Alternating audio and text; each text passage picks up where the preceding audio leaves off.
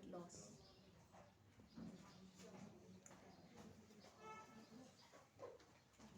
My brother, my Archie Lindo, breathed his last at 11:40 a.m. this morning. Family has not yet decided